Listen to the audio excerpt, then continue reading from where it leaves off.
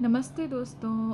अगर मैं आपसे पूछूं कि क्या इंडिया की हेल्थ सिस्टम पिछले कुछ सालों में बेहतर हुई है, क्या माओ और बच्चों की हेल्थ इम्प्रूव हुई है, क्या वुमेन फाइनेंशियली और डिजिटली ज़्यादा एम्पावर्ड हुई हैं, इन सब सवालों का जवाब मिलता है NFHS 6 यानी नेशनल फैमिली हेल्थ सर्वे 23-24 के लेटेस्ट रिपोर्ट से।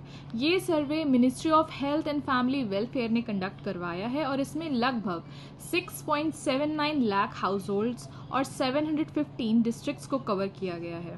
इसीलिए इसका डेटा को इंडिया की हेल्थ और सोशल डेवलपमेंट की सबसे इम्पॉर्टेंट रिपोर्ट्स में से एक माना जाता है। तो चलिए देखते हैं कि NFHS 6 हमें इंडिया की प्रोग्रेस के बारे में क्या बताता है। मैटरनल हेल्थ में इम्प्रूवमेंट। सबसे पहले बात करते हैं प्रेग्नेंट विमेन की हेल्थ की। रिपोर्ट के मुताबिक प्रेगनेंसी के दौरान हेल्थ चेकअप यानी एंटीनेटल केयर, जिसे ANC भी कहा जाता है, उसकी कवरेज 92.6% से बढ़कर 95.9% हो गई है। इसका मतलब है कि आज पहले से ज़्यादा महिलाएं प्रेगनेंसी के दौरान मेडिकल केयर ले रही हैं। प्रेगनेंसी के पहले ट्राइमेस्टर में चेकअप करवाने वाली विमेन का परसेंटेज भी 70% से बढ़कर 76.2% हो गया है। साथ ही कम से कम 4 ANC विजिट्स कराने वाली विमेन की संख्या भी बढ़ी है, जो सेफ मदरहुड के लिए बहुत ज़रूरी है। और एक अच्छी खबर ये है कि हॉस्पिटल में होने वाले डिलीवरीज यानी इंस्टीट्यूशनल डिलीवरीज भी अब 90% से भी।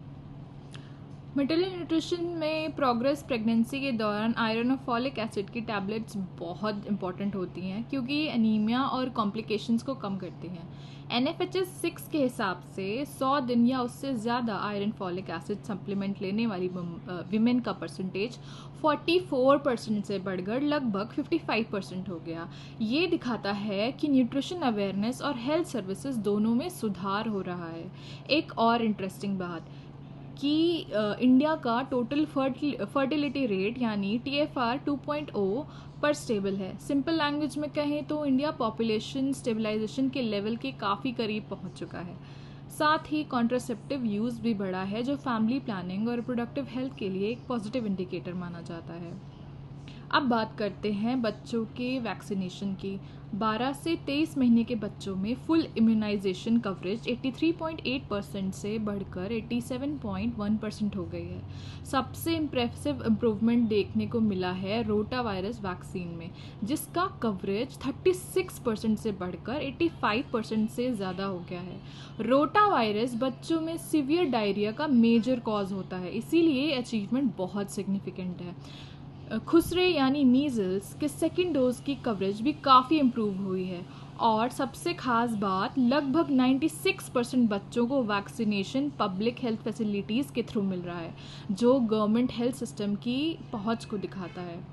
चाइल्ड न्यूट्रिशन में सुधार। इंडिया में माल न्यूट्रिशन एक बड़ी चैलेंज रही है, लेकिन इस रिपोर्ट में इनकरेजिंग साइंस नज़र आए हैं। 5 साल से कम उम्र के बच्चों में स्टंटिंग यानी एज के हिसाब से कम हाइट 35.5% से घटकर 29.3% हो गई है। सिवियर वेस्टिंग भी कम हुई है। साथ ही 6 से 8 महीने के बच्चों को ब्रेस्ट मिल्क के साथ सॉलिड या सेमी सॉलिड फूड देने की प्रैक्टिस में भी काफ़ी इम्प्रूवमेंट देखी गई है। ये इंडिकेटर्स ये बताते हैं कि चाइल्ड फीडिंग प्रैक्टिसेस और न्यूट्रिशन इंटरवेंशन का इम्पैक्ट दिखने लगा है। NFHS 6 सिर्फ हेल्थ की रिपोर्ट नहीं है, बल्कि विमेन एम्पावरमेंट की भी कहानी बताती है। इंटरनेट यूज़ करने वाली वेमेन का परसेंटेज 33% से बढ़कर 64% हो चुका है। सोचिए, सिर्फ कुछ सालों में ये लगभग डबल हो गया है। बैंक अकाउंट खुद ऑपरेट करने वाली विमेन की संख्या भी बढ़ी है और विमेन फ़ोन ओनरशिप में भी एक सिग्निफिकेंट ग्रोथ देखी गई है। ये इंडिकेटर्स दिखाते हैं कि इंडियन विमेन डिजिटल और फाइनेंशियल इंडिपेंडेंस की तरफ तेज़ी से बढ़ रही हैं। तो ओवरऑल देखा जाए, NFHS 6 रिपोर्ट एक पॉजिटिव पिक्चर प्रेजेंट करती है। मैटरनल हेल्थ बेटर हुई है, वैक्सीनेशन कवरेज बढ़ा है, चाइल्ड न्यूट्रिशन इम्प्रूव हुआ है और विमेन एम्पावरमेंट में भी सिग्निफिकेंट प्रोग्रेस देखने को मिली है। हाँ, चैलेंजेस अभी भी हैं, लेकिन ये डेटा हमें ये बताता है कि इंडिया सस्टेनेबल डेवलपमेंट और बेटर पब्लिक हेल्थ की डायरेक्शन में लगातार आगे बढ़ रहा है, और यही प्रोग्रेस एक हेल्दियर और स्ट्रॉन्गर इंडिया की फाउंडेशन तैयार कर रही है।